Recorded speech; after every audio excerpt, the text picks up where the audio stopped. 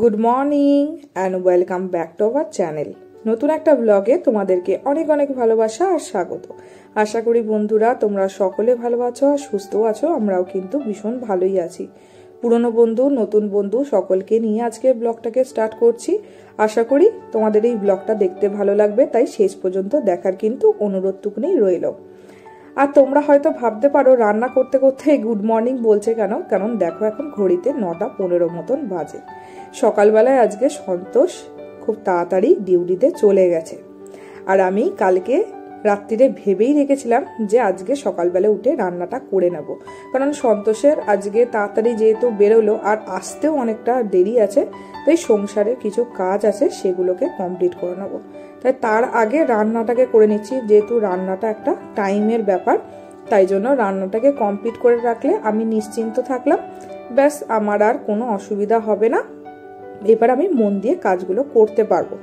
আর দেখো মুসুরির ডাল আর মাছের ঝাল আর তার সাথে একটু পেঁয়াজ কালি আলু ভাজা করে নিয়েছি।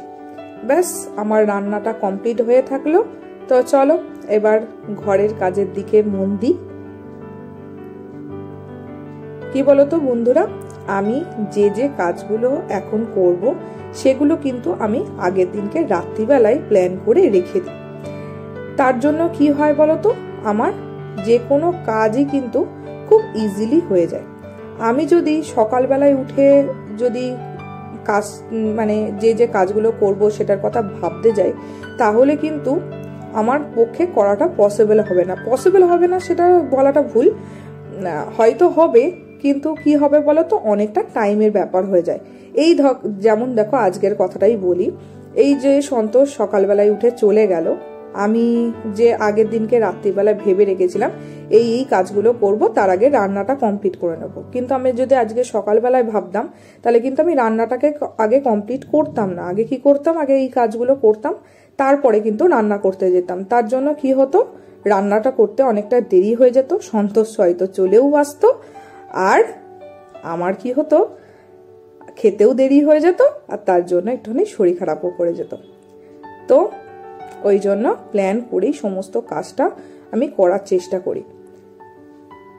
আগের দিনকে রাত্রিবেলায় যদি ভেবে সমস্ত কাজ করি তাহলে কিন্তু খুব সহজেই প্রত্যেকটা কাজ কিন্তু টাইমের মধ্যে কমপ্লিট হয়ে যায়।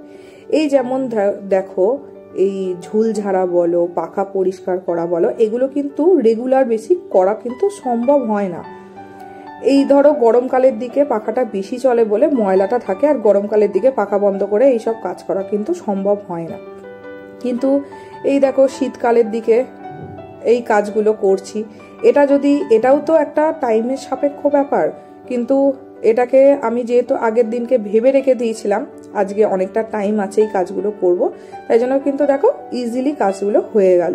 হ্যাঁ, ঝুল ঝাড়াটা হয়তো সব মাসে একবার দুবার করে হয়ে যায়, কিন্তু পাখা পরিষ্কার করাগুলো কিন্তু হয় না। শুধু এই কাজগুলোর কথা বলছি তেমন নয়, আমি কিন্তু ধরো যে কোনো রান্না করব, কি রান্না করব সেটাকে কিন্তু আগের দিনকে রাত্রিবেলায় একদম সবজিগুলোকে ঠিকঠাক করে রেখেও দিই, যে এই রান্নাগুলো করব আমাকে কিন্তু এই জোগাড় চাই। আর যদি ধরো কোনোটা আমার কাছে নেই, তো সেইগুলো আমি কিন্তু রাত্রিবেলা সন্তোষকে বলেই রাখি যে আমি কালকে মাছের ঝোল করব বা যাই হোক কিছু একটা করব, তো সেইগুলো সঙ্গে সঙ্গে সন্তোষকে রাত্রিবেলায় বলে রেখে দিই। আর সন্তোষেরও কিন্তু মাইন্ডটা সেট আপ হয়ে যায় যে আমার সকালবেলায় উঠে আমাকে এই জোগাড়গুলো ঝিলিককে দিয়ে দিতে হবে, তো ও কিন্তু সেই মতন সকালবেলায় উঠে কিন্তু কাজগুলো কমপ্লিট করে নিতে পারে ডিউটি যাওয়ার আগে। তো তোমাদের কোনোদিনও হয়তো আমি দেখাইনি যে আমি রাত্রিবেলায় কিভাবে গুছিয়ে রাখি, তোমাদের একদিন শেয়ার করে দেব, দেখবে। তাই জন্য কি হয় বলতো, প্ল্যান মাফিক কাজ করার জন্য আমার কিন্তু প্রত্যেকটা কাজই খুব ইজিলি হয়ে যায়। তোমরা হয়তো ভাবতে পারো আমার এই কাজগুলো করতে অনেকটা কষ্ট হচ্ছে, কিন্তু বন্ধুরা বিশ্বাস করো আমার কাজগুলো করতে একদমের জন্য কষ্ট হচ্ছে না। এই যেমন দেখো এই যে চাদরটা আমি কিন্তু আজকে কাচবো না। আজকে কি বলতো, এই যে চাদরটা ধরো ঝুল ঝাড়লাম, তারপরে পাখা পরিষ্কার করলাম, তার জন্য কিন্তু ময়লাটা অনেকটাই হয়ে গেছে, কিন্তু আমি যদি আজকে কাচতে যাই তাহলে কিন্তু 1-1.5 ঘন্টা আমাকে চাদরটাকে ভিজিয়ে রাখতে হবে, তার জন্য আমার সময়টা যাবে। আর এই যে কাজটা করছি সেই কাজটা করতেও কিন্তু আমার অনেকটা টাইম লাগছে, কিন্তু কি বলতো আরও যদি চাদরটা ভিজিয়ে রেখে দিই তার জন্য অনেকটা সময় যাবে, আর আমার স্নান করতে অনেকটা দেরি হবে, আর আমার কিন্তু ঠান্ডা লেগে যাবে। তাই জন্য আমি কিন্তু যেটুকুনি কাজ আমি আগের দিনকেই ভেবে রাখি সেইটুকুনি কাজকেই কিন্তু করি, তার থেকে একটা বাড়তি কাজও কিন্তু আমি করি না। তো এই রকম ভাবেই কিন্তু আমি মাইন্ডটাকে সেট আপ করে রেখে দিই এবং সেই মতনই কিন্তু কাজ করি। তাই জন্য আমার কাছে কিন্তু যে কোনো কঠিন কাজটাও কিন্তু সহজ বলে মনে হয়। দেখো একার সংসারে কিন্তু অনেক কাজ থাকে, এবং সেই কাজগুলোকে যদি আমি একটুখানি মেনটেন করে প্ল্যান করে না করি তাহলে কিন্তু সেটা অনেকটা সময় সাপেক্ষ ব্যাপার, এবং নিজের জন্য কিন্তু একদমের জন্য টাইম থাকে না কিন্তু। তারপরে কি বলতো, বিয়ের পর যখন প্রথম এখানে এসে সংসার করতে শুরু করি, বিয়ের আগে তো আমার খুব একটা অভিজ্ঞতা ছিল না সংসারের ব্যাপারে, কিন্তু যখন প্রথম এখানে আসি তখন কিন্তু আমি যেহেতু কোনো প্ল্যান মাফিক কাজ করতাম না, তাই জন্য কিন্তু আমার যেটা ধরো 1 ঘন্টার কাজ সেটা 2 ঘন্টা 3 ঘন্টা লেগে যেত। সকালে উঠে ভেবে ভেবে কাজ করতাম, তার জন্য কিন্তু আমার অনেকটাই লেট হতো এবং শরীরটা ভীষণ খারাপও হয়ে যেত, আর অনেক দেরি হয়ে যেত রান্না করতে। তো এখন যেহেতু প্ল্যান মাফিক কাজ করি আর সংসার করতে করতে তো একটা অভিজ্ঞতা হয়ে যায়, তাই না? তো সেইভাবেই এখন যেহেতু করি তাই এখন অতটা কষ্টও হয় না, সব কাজ কিন্তু ইজিলি হয়ে যায়। আর কালকে সন্তোষ একটুখানি ছুটি পেয়েছে বলে আমরা শান্তিপুর চলে যাব। তো তার আগে আমি এই কাজগুলো করে রেখে গেলাম, একদিকে ভালো হলো। আর কি বলতো, একটা জায়গায় দেখবে ঘুরতে গেলে সেই জায়গা থেকে ঘুরে আসার পর কিন্তু কাজের একটা এনার্জি পাওয়া যায় না। হয়তো আমরা কাজ করি কিন্তু সেই কাজটার প্রতি কিন্তু সেইভাবে হেন্তু দিয়ে কাজটা করতে পারি না।